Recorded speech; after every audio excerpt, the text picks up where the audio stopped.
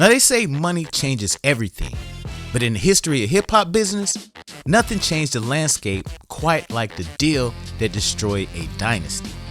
We often talk about the music. We talk about reasonable doubt. We talk about the blueprint. But the real war wasn't fought in the recording booth. The real war was fought in boardrooms over denim stitching, leather distribution, and a logo that became the flag for an entire generation. Now, for a solid 5-year run, you couldn't walk through a major city in America without seeing it. It was on the hoods of cars. It was in the music videos. It was on the backs of the biggest supermodels in the world. Rocawear wasn't just a clothing brand, it was the physical manifestation of the Roc-A-Fella dominance. It was a uniform for the takeover. But behind the velvet ropes and the platinum plaques, a civil war was brewing. Two best friends, two business partners, were looking at the same logo and seeing two completely different futures. One saw a lifestyle empire that would last forever, the other saw an asset to be flipped for a massive check. And when the smoke cleared, one man walked away with over $200 million and a path to become a billionaire. The other man, he walked away with nothing but the shirt on his back, and even that logo didn't belong to him anymore. Today, we are looking at the meteoric rise, the culture domination, and the controversial sale of Rocawear. Now, how did a brand that defined the early 2000s go from the runway in Milan to the clearance rack at Ross? And more importantly, how did the sale of the company drive the final nail in the coffin of the relationship between Jay-Z and Dame Dash? Now, this is the story of the Roc. Now, to understand Rocawear, you have to understand the era it was born into. It's 1998-99. Hip-hop fashion is in a weird transition. The Dapper Dan era was over. The early streetwear pioneers like Cross Colors were fading out. The market was being dominated by what we call urban luxury. You had Iceberg, you had Moschino, you had Versace. Rappers were basically unpaid billboards for these Italian designers. They were wearing the clothes, shouting them out in songs, and driving sales through the roof. But the designers, they didn't want anything to do with the culture. They didn't want the rapper money, they wanted the prestige, but they didn't want the association. Now, Jay-Z and Dame Dash saw this firsthand. They tried to get an endorsement deal with Iceberg. It made sense on paper. Jay was constantly rapping about Iceberg. He was keeping them relevant. But when they walked into the meeting, they got the cold shoulder. The establishment shut the door in their faces. Now, most people would have just kept wearing the clothes anyway, but Dame Dash isn't most people, and Jay-Z isn't most people. Their mentality was simple. If you won't let us sit at the table, we'll build our own house. Now, this is where the genius of Roc-A-Fella movement really shines. They realized that they were the marketing. Why send millions of dollars to Italy when they could keep it in the family? So in 1999, Rocawear launches. And they didn't start small. This wasn't a few t-shirts printed in a garage. Because of the success of the music label, they had real capital. They came out the gate swinging with full cut and sew collections. Heavy denim, quality leather. It was designed to look and feel like the luxury brands that rejected them, but with the fit that was strictly for the streets. Baggy, heavy, durable. The genius was in the synergy. This is the blueprint that every rapper tries to copy today, but fails. Now, Roc-A-Fella Records and Rocawear were one distinct organism. You didn't just hear the music, you saw the lifestyle. Think about the Hard Knock Life Tour. It was the biggest hip-hop tour in history at that point. And what was everyone wearing? Rocawear.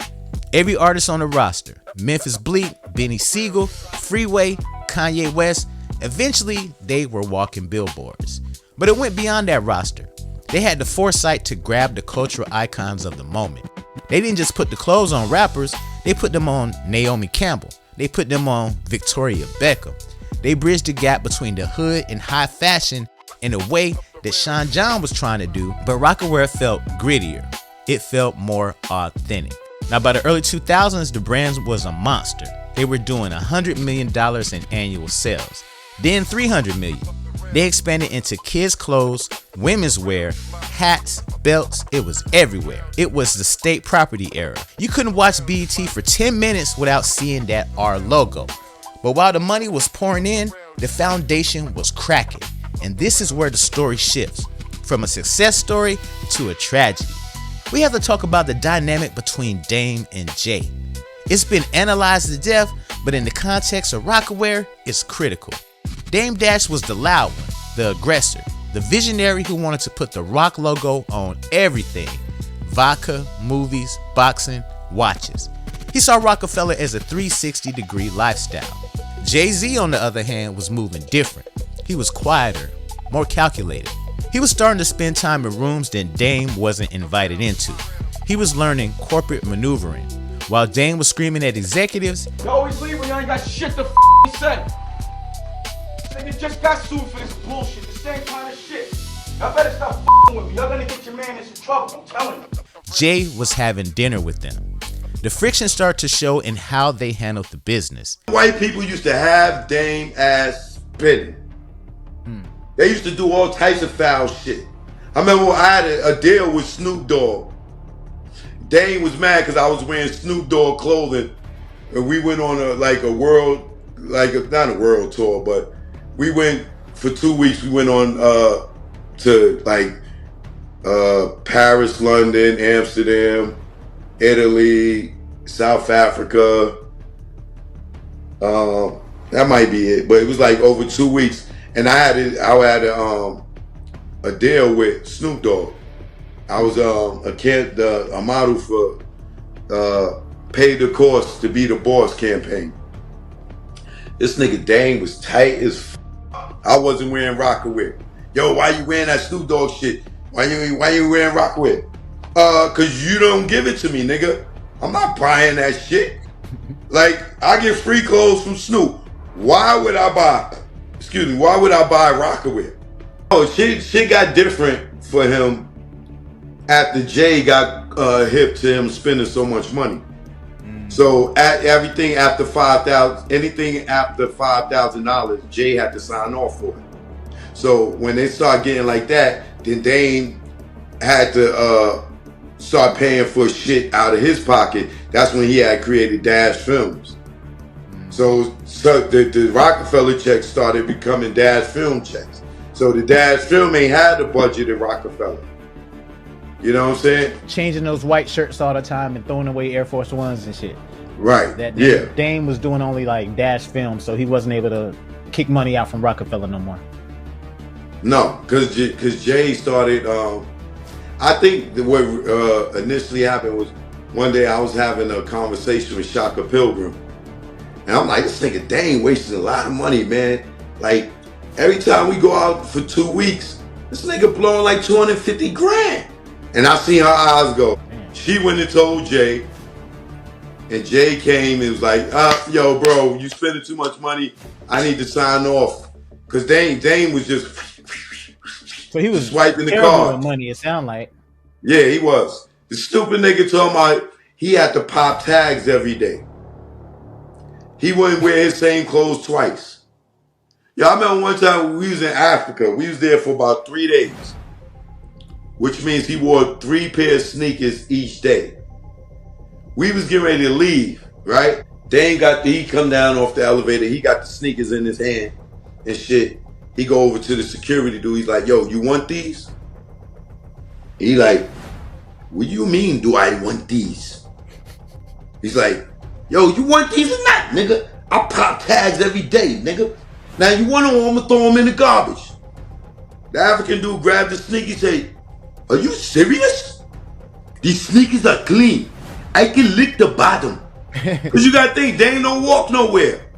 He walk out the door, he get in the car, wherever we go, he get out, he walk in, do the interviews, whatever, get back in the car. See, he ain't really walking too much anywhere. So he's just ignorant, right? This is why he's broke today. Dame wanted to keep everything in-house. He wanted ownership.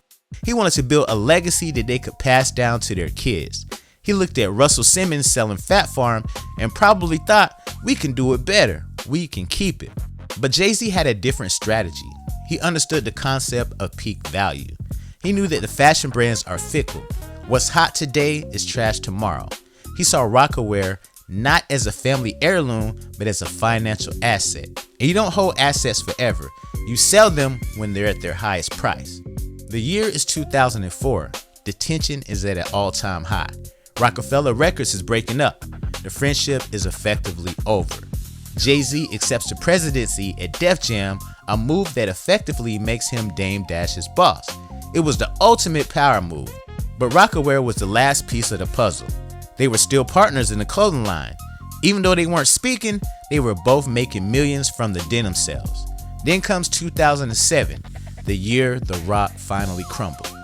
Jay-Z orchestrated a deal with a company called Iconix Brand Group. Now, Iconix isn't a fashion house, they are a licensing company. They buy brands, strip them down, and license the name out to manufacturers. It's a very corporate, very sterile way of doing business. Now, Jay-Z sold the rights to the Rocawear brand to Iconix for a staggering $204 million in cash. Now, let that number sink in. $204 million. But here's the kicker, and this is the part that always gets left out of the headline. Jay-Z retained his stake in the company after the sale. He stayed on to oversee marketing and development. He secured his bag and he secured his future position. So where did that leave Dame Dash? In the years leading up to this, Dame had been slowly pushed out. Through buyouts and restructuring during the Def Jam split, his equity had eroded. By the time the Iconix deal happened, Dame was already on the outside looking in.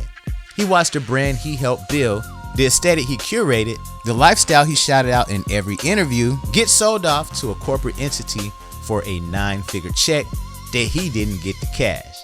Now, Dame has spoken out about this for years. He viewed it as a betrayal of the culture. No matter what, I feel he robbed me, period. Okay. And no matter what, I'm always gonna feel that way. So you're never gonna, like, if I hit somebody with some work and they run off, I forgive it. It don't bother me. But if you ask me about that person, I'm like, nah, he ran off. Right. So the way he goes about moves with my business, I'm not talking about nobody else's, but personally, the way he did me was dirty. The way he did Biggs was dirty. The way he did Roc-A-Fella was dirty. So he went, told L.A. Reid, I want Roc-A-Fella, I don't want Damon Biggs down. And we was like, damn, I'd have left. I thought that was dirty. The shit he did with Rocawear, that was dirty. When he said he wasn't gonna be a part of it while I was selling it and devalued it, and then, I stepped away from it because I needed to go do my own thing, and all of a sudden they do a big deal like that, that was dirty. They put me, that was dirty. It was dirty business, and that's how I feel. So anytime you ask me, I'm not salty for life, right? But with him, yeah, I'm salty. That was whack. And look, there's no more Roc-A-Fella. There's him, there's Kanye, and who else? He viewed it as selling out. He felt that they took something that belonged to people, something that had soul, and sold it to a company that only cared about spreadsheets. And if you look at what happened to the clothes immediately after 2007, Dame might have been right. Now, once Iconix took over, the shift was immediate. The quality changed, the distribution changed. When you sell a brand to a licensing group, their goal is to make that $204 million back as fast as possible.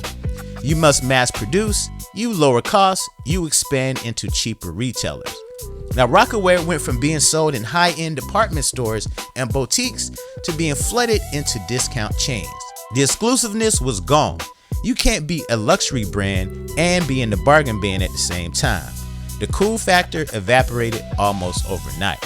Now, Jay-Z, for his part, slowly started to distance himself. Sure, he was technically still involved. He would appear in a commercial here and there, but look at his lyrics from that era. He started rapping about Tom Ford. He started rapping about tailored suits. He was wearing button-ups and blazers. He wasn't wearing the baggy Rocawear hoodies anymore.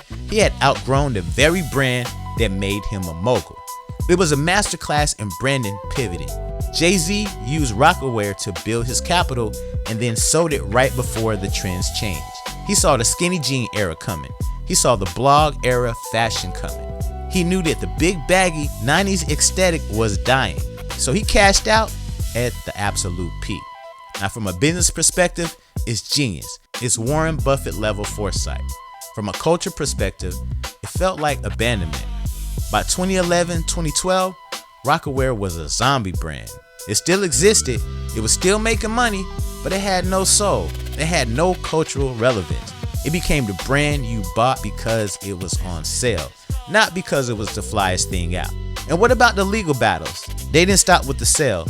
Years later, the SEC actually investigated Iconix for accounting fraud related to how they valued Rocawear. It was a mess. Jay-Z even had to testify. It showed that the corporate world isn't always cleaner than the streets. The crimes just look different. So where are we now? Rocawear still exists today, You can find it online, you can find it in certain stores, but it's a ghost of what it once was. It's a legacy brand that survives on name recognition alone. Now, meanwhile, Jay-Z used that $204 million as seed money for everything that came next. Roc Nation, Tidal, Ace of Spades, Duce. That Rocawear check was the foundation of his billion-dollar status. He sacrificed the clothing line to win the war of capitalism. Now, Dame Dash continued to push his own ventures, staying true to his independent philosophy. He launched other brands, he did movies, he kept fighting for ownership. He kept his soul, but he lost the empire. Now, when we look back at the rise and the fall of Rocawear, we aren't just looking at the jeans and jackets, we're looking at two divergent paths of hip-hop. Path A is a Dame Dash path. Independence, ownership, authenticity at all costs. Even if it means losing money or burning bridges. You got Path B, that's the Jay-Z path. Assimilation, corporate strategy, selling at the peak, and using the system to elevate yourself, even if it means leaving the product behind. Now, Rocawear was a casualty that split. It was the child of a broken marriage. It conquered the world for 5 years, dressed a generation, and then was sacrificed on the altar of big business. Now, the next time you see that OR logo on a vintage jacket in a thrift store, don't just think about the fashion, think about the deal. Think about the $204 million and ask yourself, was it worth it? Now, I'm Lionel B, and this has been another story for the archive. Like, subscribe, and let me know in the comments, are you team Dame or are you team Jay on this one? Did Jay-Z sell out or did he cash out? I'll see you in the comments. Holla. Can't get enough? Click on the screen to watch even more fire content. Don't forget to subscribe to this channel, and you can also catch my videos on my other channels, the Lionel B Show Clips, Lionel B Stories, Lionel B's Garage, the Lionel B Network, and you can stream my audio on the go on Spotify, Apple Podcasts, and any other major podcast platforms.